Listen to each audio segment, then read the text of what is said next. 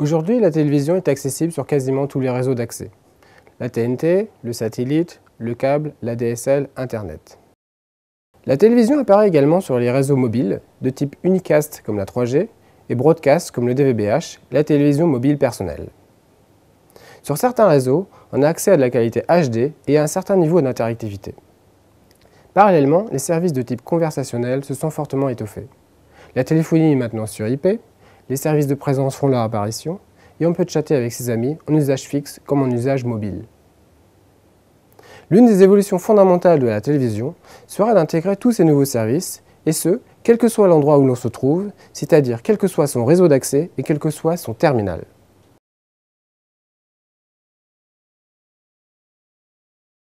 Les objectifs du projet Next TV for All sont donc de définir et de développer les éléments techniques permettant de répondre à ce challenge.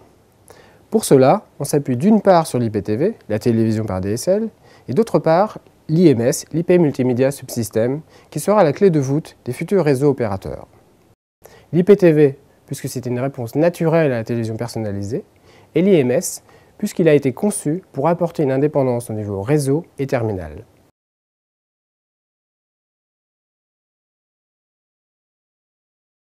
Nous avons réfléchi à la multitude de nouveaux services envisageables avec cette approche et nous en avons sélectionné une petite dizaine sur des critères économiques, techniques et marketing. Par exemple, nous avons retenu la possibilité de se recommander un programme entre amis, d'échanger avec ces mêmes amis sur un programme que l'on regarde simultanément, de participer activement en votant, ainsi que d'interagir avec les appels téléphoniques directement depuis son poste de télévision.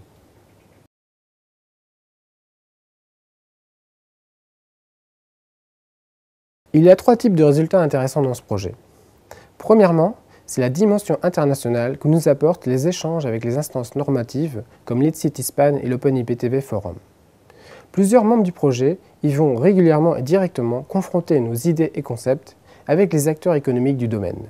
Deuxièmement, c'est la réalisation du prototypage sur la base du réseau d'un opérateur télécom et d'équipements industriels en prenant comme cible à la fois les terminaux fixes et mobiles. Nous avons mis un accent important sur la partie mobile en prenant en compte les 2 environnements majeurs que sont Windows Mobile et Android, le système d'exploitation open source initié par Google.